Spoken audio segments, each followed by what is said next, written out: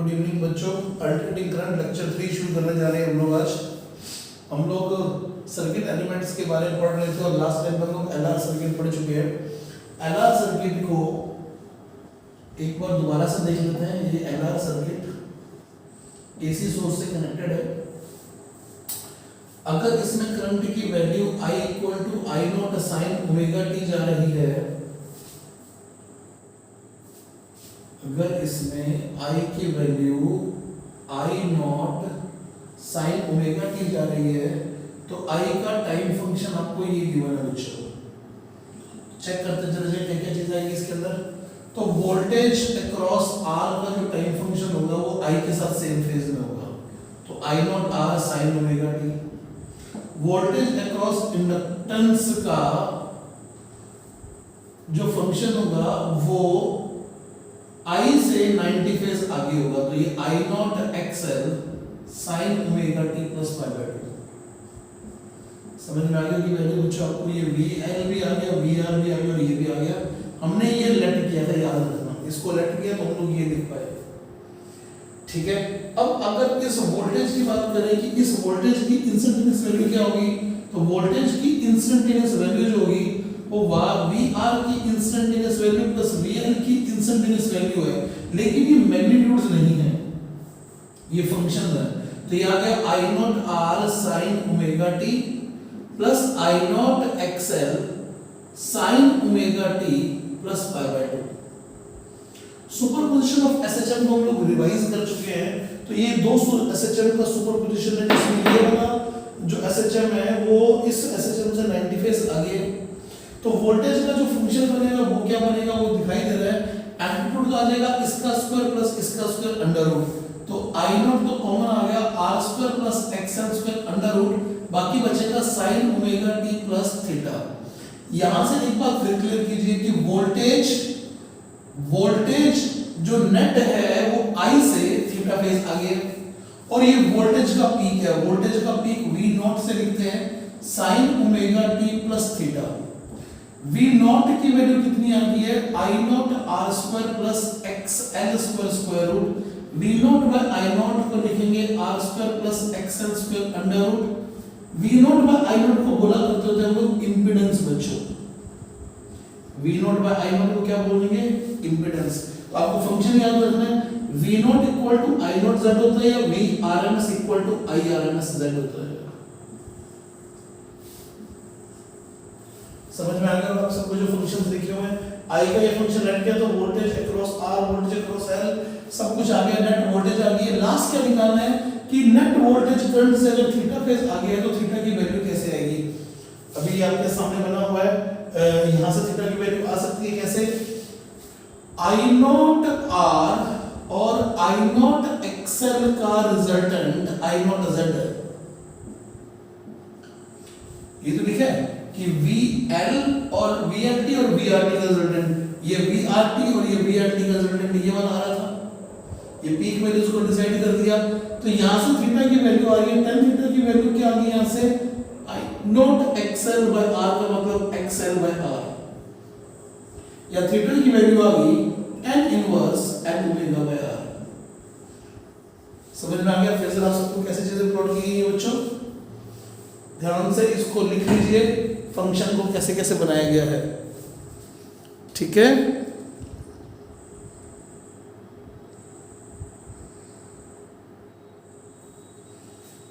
Clear होगा सारा function कैसे लिखे हुए हैं, इसको नोट कर लीजिए। जरूरी नहीं है कि इसी का फंक्शन दे रखा हो सकता है कि वोल्टेज का फंक्शन गिवन हो। अगर ये वोल्टेज का फंक्शन गिवन होगा तो हम इन सब वैल्यूज को भी लिख सकते हैं। एक क्वेश्चन से आपको सारी चीज क्लियर करके दिखाता हूं, चेक कीजिएगा। तो एक क्वेश्चन से सब कुछ क्लियर करते हैं बच्चों, चेक करते हैं कैसे कैसे क्वेश्चंस बन सकते हैं इसके अंदर। देखिएगा ध्यान से। मान लीजिए आपको एक एलआर सर्किट गिवन है जिसमें इनके रेजिस्टेंस गिवन है, इसका रेजिस्टेंस जो गिवन है, रेजिस्टेंस की वैल्यू गिवन है 4 ओम, और यहाँ पे आपको XL की वैल्यू गिवन है, n ओमेगा की बजाय XL की वैल्यू गिवन है से 3 ओम। ये 3 4 4 3 ऐसी वैल्यूज हो सकती हैं ताकि एंगल 37 डिग्री 53 डिग्री ऐसे बनेंगे। अब ये फंक्शन दे रखा है और वोल्टेज का तुम्हें फंक्शन दे रखा है, ये फंक्शन गिवन नहीं है, वोल्टेज का फंक्शन गिवन है से tan sin omega t plus 30 degree, किसी इंस्टेंट पे वोल्टेज का फंक्शन दे रखा है। तो यहां से वोल्टेज की पीक वैल्यू कितनी आपके पास 10 वोल्ट, ये वोल्ट में गिवन है। क्या क्या चीज पूछी जा सकती है इस क्वेश्चन के अंदर आपसे, आपसे I का टाइम फंक्शन पूछा जा सकता है, इंपेडेंस पूछा जा सकता है, V I नॉट पूछा जा सकता है, I का फंक्शन आएगा तो I नॉट तो आ ही जाएगा, voltage across R at time t पूछी जा सकती है, voltage across L at time t पूछा जा सकता है, ये चीजें आपसे पूछी जा सकती हैं। आरएमएस वैल्यूज तो निकल ही जाएंगी, कोई बड़ी बात नहीं है इसके अंदर। सबसे पहले इंपेडेंस की वैल्यू निकालते हैं बच्चों, सॉल्यूशन इतना शुरू करते हैं इसका। इंपेडेंस की वैल्यू कितनी आ जाएगी, इंपेडेंस की वैल्यू सामने दे दी है 4 का स्क्वायर प्लस 3 का स्क्वायर स्क्वायर रूट, तो z की वैल्यू आ गई आपके पास 5 ओम, z की वैल्यू आ गई, समझ में आ गया होगा सबको। वोल्टेज आपके पास है, वोल्टेज इसमें I सीरीज में तो सेम ही होगा, I सीरीज में सेम होगा, लेकिन इनके बीच में फेज डिफरेंस कितना होगा 90 होगा। इसके लिए I और V सेम फेज में, इसके लिए I lag behind VL bye phase 90 degree, तो VL और VR में फेजर में मालूम है 90 डिग्री का रहेगा। इंपेडेंस आ गया तो अब आप फेज एंगल निकाल लीजिए, कितना फेज डिफरेंस है नेट वोल्टेज और करंट में। एलआर सर्किट में हमने बात कर ली है कि वोल्टेज जो होती है वो करंट से थीटा फेज से आगे होती है, tan थीटा की वैल्यू होती है xl/r, तो tan थीटा की वैल्यू आ गई xl/r, तो थीटा की वैल्यू आ गई आपके पास 37 डिग्री।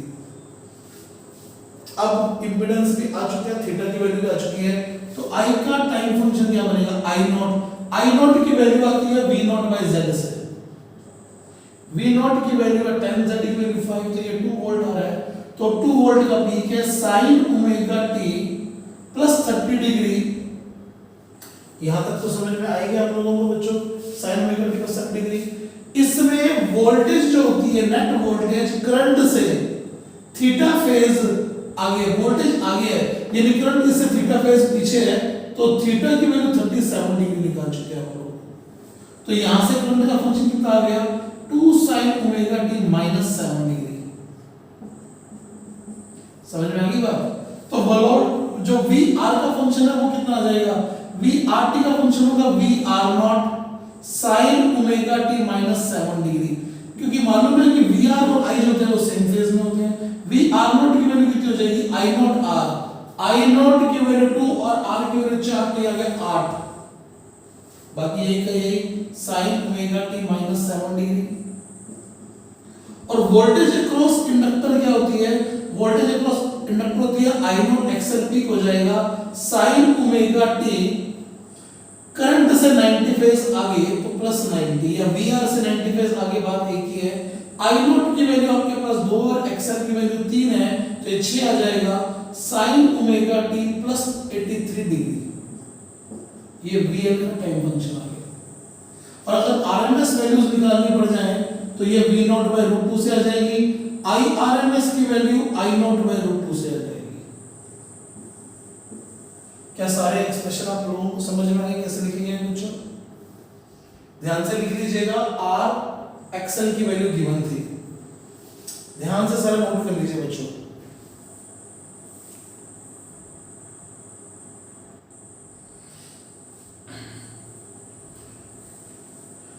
लिख लिया सबने, नेक्स्ट क्वेश्चन देखते हैं बच्चों। क्वेश्चन की वर्डिंग बिल्कुल आसान सी है, नेक्स्ट जो दी जा रही है ध्यान दीजिएगा। क्वेश्चन की स्टेटमेंट लिखी हो सकती है, अच्छा क्वेश्चन है, और बोर्ड एग्जाम के पॉइंट ऑफ व्यू से, जेईई मेन के पॉइंट ऑफ व्यू से अच्छा क्वेश्चन है वाला। क्वेश्चन की वर्डिंग सिंपल सी है, if DC of 20 volt is applied across LR circuit in series, then current in circuit is say 5 ampere, 5 ampere के इसके अंदर, and if same LR circuit is connected to 20 volt AC supply, then current in circuit is 4 ampere. Current in circuit is 4 ampere. Current in circuit is 4 ampere. Then find inductive reactance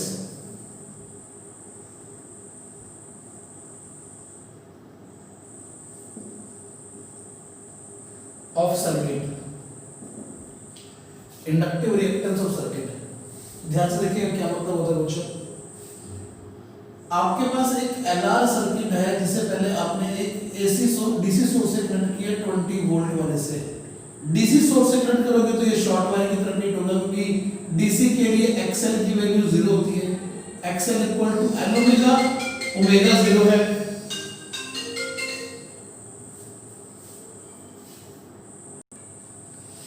XL की value 0 होती है बच्चों, तो यहां से are की value आ जाएगी। इस केस में सर्किट में करंट की वैल्यू आपको दे रखी है 5 एम्पीयर। तो आई की वैल्यू 5 एम्पीयर है, तो I equal to V by R। ये 5 एम्पीयर दे रखा है आपको, तो आर की वैल्यू कितनी आ जाएगी आपके पास 4 ओम। ठीक है, अब इसी इंडक्टर वाले सर्किट को, सीरीज सर्किट को आपने एक एसी सोर्स से कनेक्ट किया है जिसकी वोल्टेज रखी है 20 वोल्ट। अगर सिर्फ एसी की वोल्टेज इस तरीके की लिखी होती है तो हम सब जानते हैं कि ये पीक वैल्यू नहीं होती है, ये कौन सी वैल्यू होती है, VRMS। और आई भी इसका जो रखा है वो क्या चीज हो गया, IRMS। IRMS गिरा मैंने 4 एम्पीयर। रेजिस्टेंस चेंज हो नहीं सकता, तो ये 4 ओम का 4 ओम रहेगा। ठीक है, और XL we are looking for. अब हम लोगों ने एक रिलेशन पढ़ चुके हैं कि VRMS किसके बराबर होता है, IRMS ZD के बराबर होता है। VRMS की वैल्यू 20 वोल्ट और IRMS की वैल्यू है 4, तो यहां से Z की वैल्यू कितनी आ जाएगी आपके पास 5 ओम। Z होता है R² plus XL² under root, तो यहां से 4 का स्क्वायर प्लस XL का स्क्वायर बराबर 5 का स्क्वायर, तो XL की वैल्यू कितनी आ गई आपके पास 3 ओम। समझ में आ गया। इसमें आप इंस्टेंटेनियस वैल्यूज की बात नहीं कर सकते, इंडक्टेंस की बात नहीं कर सकते, क्योंकि इसकी फ्रीक्वेंसी गिवन नहीं है। अगर इसकी एंगुलर फ्रीक्वेंसी गिवन हो या फ्रीक्वेंसी गिवन हो तो आप ओमेगा निकाल सकते हैं, तो इंडक्टेंस की वैल्यू भी निकाल सकते हैं एक्सएल की जगह पर एन ओमेगा रख के। समझ में आ गया बच्चों कैसे सर्किट सॉल्व किया गया ये वाला। ध्यान से नोट कीजिए इस क्वेश्चन को। फिर नेक्स्ट हेडिंग लिखते हैं चोक कॉइल, जो कि एलआर सर्किट ही होता है बच्चों। इसको लिख लीजिए पहले।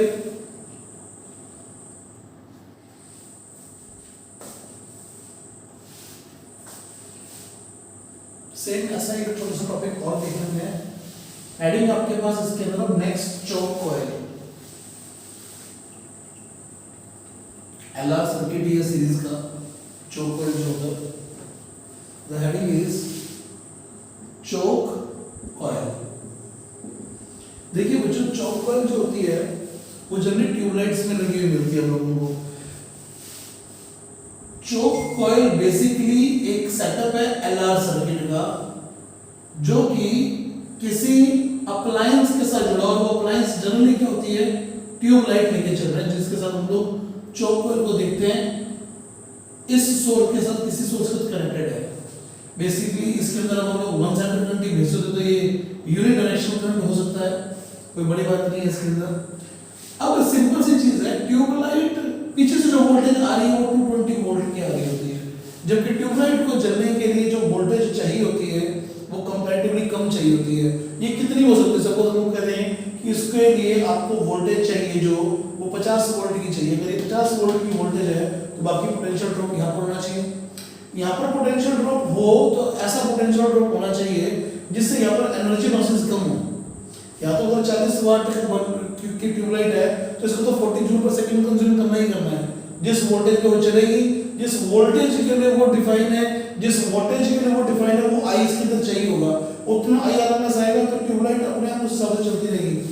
लेकिन जो एक्स्ट्रा वोल्टेज है उसका ड्रॉप यहाँ पर होगा, उसका ड्रॉप यहाँ पर होगा, तो यहाँ पर ये रेजिस्टर के अक्रॉस भी एनर्जी डेवलप होगी।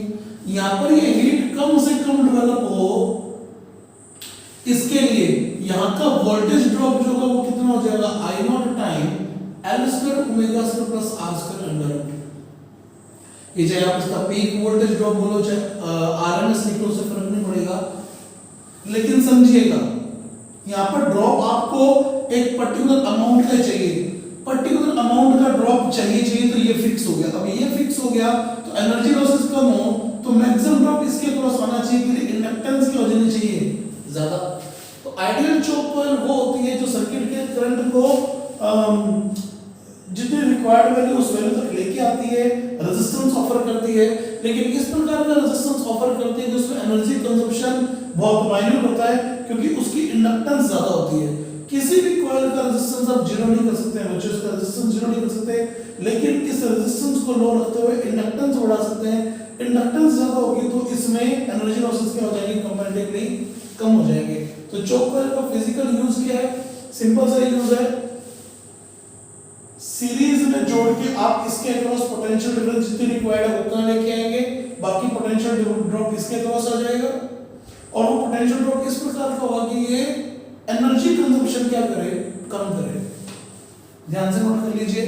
तो चोक कॉइल के बारे में जो सबसे इंपॉर्टेंट लाइन है वो याद रखिएगा कि इसकी सेल्फ इंडक्टेंस ज्यादा होनी चाहिए, रेजिस्टेंस लो होना चाहिए, ताकि ये एफिशिएंटली वर्क कर सके। लिख लीजिए इस चीज को बच्चों।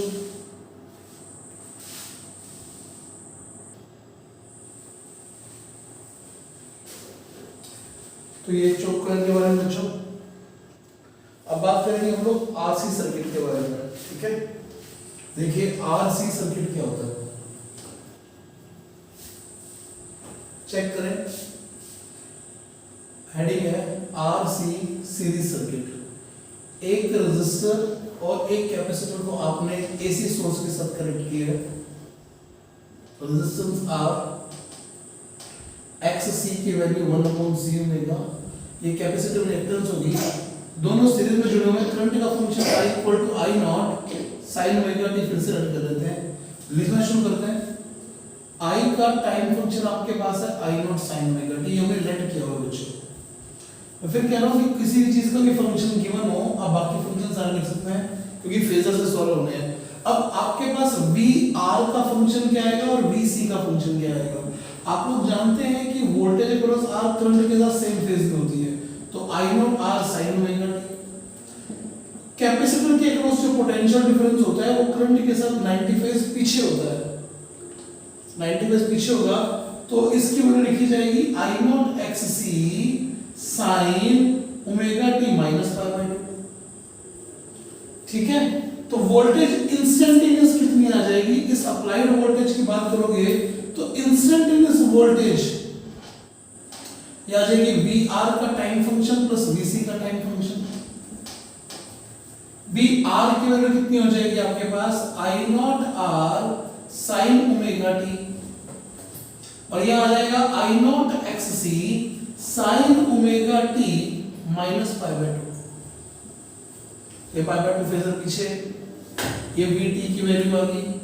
इस VT की वैल्यू को क्या लिखा जा सकता है, साफ दिखाई दे रहा है, एक फेजर डायग्राम बना लेते हैं। ये आपके पास हो गया VR नॉट जिसकी वैल्यू I नॉट R है, ये हो गया VC नॉट जिसकी वैल्यू I नॉट XC है।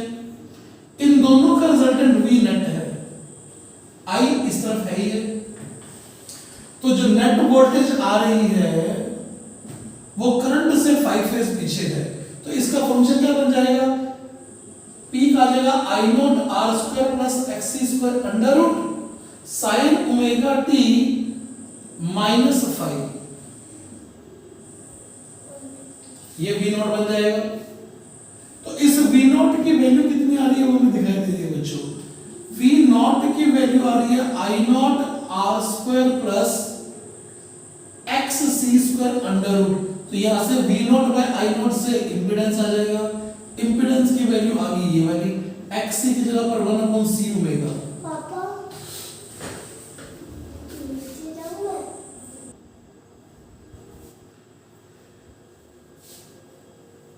तो ये इंपेडेंस आ गया V nought by I nought से, समझ में आ गया होगा सबको। 5 फेजर की वैल्यू यहां से निकल रही है, 10 5 की वैल्यू कितनी आ जाएगी, 10 5 की वैल्यू आ जाएगी VC nought by VR nought से। VC नॉट की वैल्यू है I नॉट XC, ये है I नॉट R, तो phi की वैल्यू आ गई 10 inverse XC by R। XC की जगह पर 1/c में लिखा जा सकता है। समझ में आ गया सबको? तो ये सारे फंक्शन आपके सामने है बच्चों। ये पोटेंशियल t टाइम पर VCT, VRT, IT कुछ भी चीज लिखी जा सकती है। अगर यहां से फिर चेक करें तो V nought equal to I nought Z है, या फिर V RMS equal to I RMS Z है। क्लियर है बच्चों? बस ध्यान से देख लीजिए कि VCT की वैल्यू I नॉट XC नहीं है, सिर्फ ये फंक्शन वाइज डिफाइन होगी। इनकी इंस्टेंटेनियस वैल्यूज फंक्शन से डिफाइन होंगी। ये पीक वैल्यू और आरएमएस वैल्यूज के रिलेशन है। समझ में आ गया होगा आप सबको? ध्यान से सारी बात को नोट कर लीजिए। ये है आरसी सीरीज सर्किट बच्चों, आरसी सीरीज सर्किट। स्क्रीन को पॉज कीजिए और नोट कीजिए।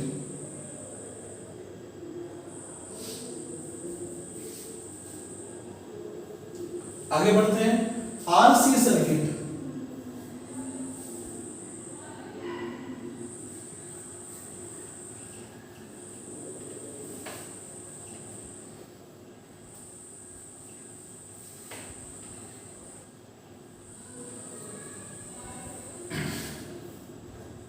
एक क्वेश्चन से बात कर लेते हैं।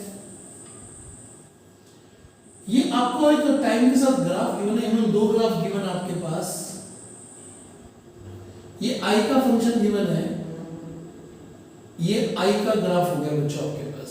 ऐसे मार्क करके कि I का ग्राफ है, ठीक है। फिर वोल्टेज का ग्राफ प्लॉट कर रखा है। वोल्टेज का ग्राफ ये रहा बच्चों।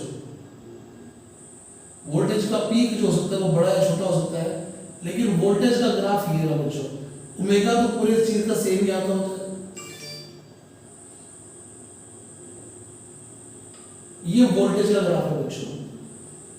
ये I का फंक्शन और ये वोल्टेज का फंक्शन है, ठीक है। या तो ये ग्राफ दे रखा है आपको आरसी सर्किट या एलआर सर्किट का, आपको तय करना है कि ये आरसी सर्किट का ग्राफ है या फिर एलआर सर्किट का ग्राफ है। ये प्योर इंडक्टिव, प्योर कैपेसिटिव या प्योर रेजिस्टिव सर्किट तो हो ही नहीं सकता। प्योर रेजिस्टिव सर्किट में V और I सेम फेज में चलते हैं, तो जो I का ग्राफ होगा वही V का ग्राफ होगा। प्योर कैपेसिटिव में कॉस का फंक्शन बन जाएगा, तो एक कॉस का फंक्शन का ग्राफ नहीं है, साइन का ग्राफ दे रखा है, माइनस कॉस का ग्राफ बनेगा। और VL वाले केस में अगर प्योर इंडक्टिव की अगर बात करेंगे तो वो कॉस का ग्राफ बनता, क्योंकि वोल्टेज 90 फेज से आगे होती है। ये फेजर 5 फेज डिफरेंस का है, 90 या 0 फेज डिफरेंस का है ही नहीं। आपको सिर्फ ये तय करना है, मैंने बोला या तो ये एलआर सर्किट है या सीआर सर्किट है। आपको पहचान करनी है ये एलआर सर्किट सीरीज का है या सीआर सर्किट सीरीज का है, ये आपको पहचान करनी है। तो आपको पता लगना चाहिए कि पक्का ये सर्किट जो बना हुआ है, जो ग्राफ बना हुआ है, फेजर डायग्राम बना रखा है, ये एलआर सर्किट का है, क्योंकि voltage is leading current by some phase phi. इसका पीक आ गया, इसका पीक आने वाला है, इसका पीक आ गया और इसका पीक आने वाला है। समझ में आ रहा है आप सबको क्या बच्चों?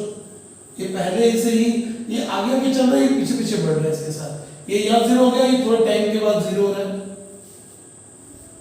अगर ये फंक्शन आपके पास I nought sine omega t का है, तो आप पहचान कीजिए इसका function sine omega t plus phi का है। t इक्वल टू 0 पर ये वैल्यू 0 है, लेकिन t इक्वल टू 0 पर इसकी कुछ वैल्यू आ रही है और फाई पॉजिटिव है, क्योंकि v की कुछ वैल्यू पॉजिटिव आ रही है। व्हाट इट मींस, ये एलआर सर्किट में होता है जो वोल्टेज I से 5 फेज आगे होती है। समझ में आ गया आप सबको बच्चों? नेक्स्ट सर्किट है आपके पास LC सर्किट। नेक्स्ट सर्किट है आपके पास बच्चों LC सर्किट।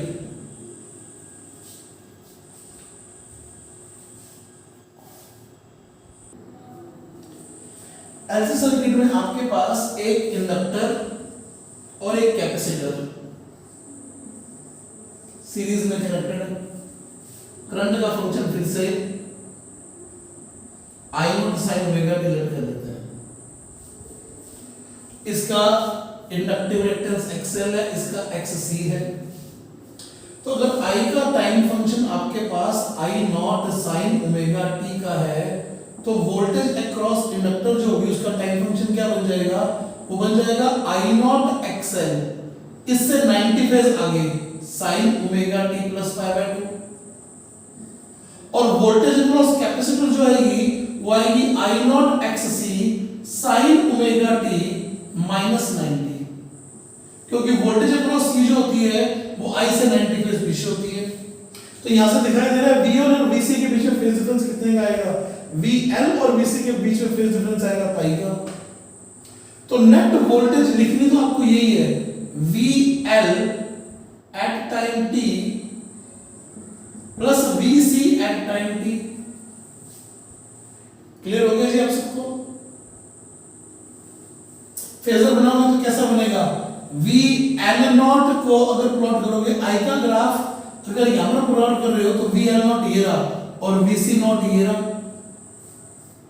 अगर VL नॉट की वैल्यू VC नॉट से बड़ी है, बोल रहे हैं, मान रहे हैं, if VL not is more than VC not, तो नेट आपके पास जो वोल्टेज बचेगी वो नेट वोल्टेज बचेगी VL not minus VC not sine omega t minus plus 90।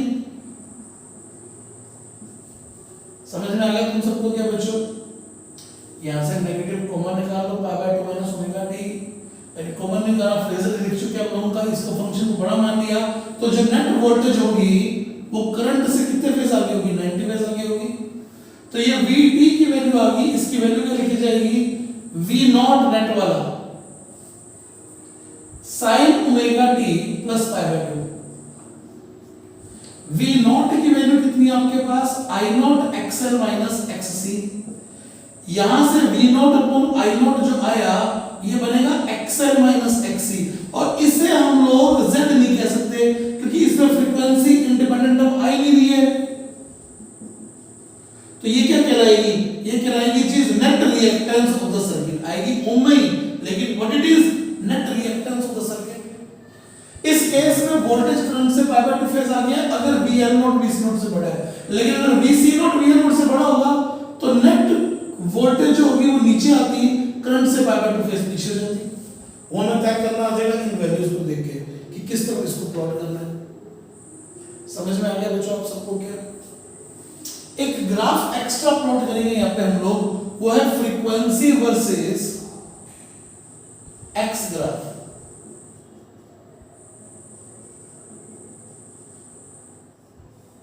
थोड़ा समझिएगा, ओमेगा इक्वल टू 0 पर ग्राफ माइनस इंफिनिटी पर है।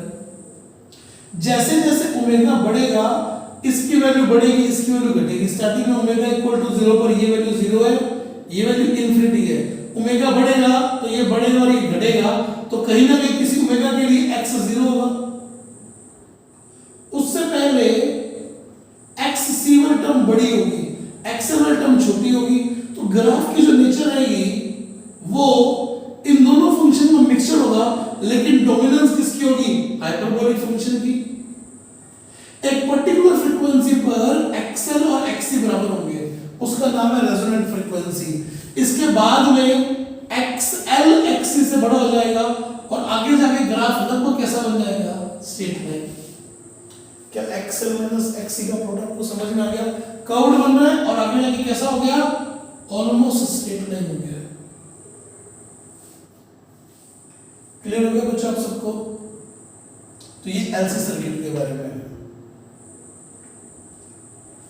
इस लेक्चर में इतने ही बच्चों, फिर हम लोग नेक्स्ट लेक्चर में बात करेंगे इसके बाद LCR सीरीज सर्किट, उसमें हम लोग रेजोनेंस सर्किट की बात करेंगे और कुछ ग्राफ्स देखेंगे। ठीक है, इस लेक्चर में इतने ही बच्चों।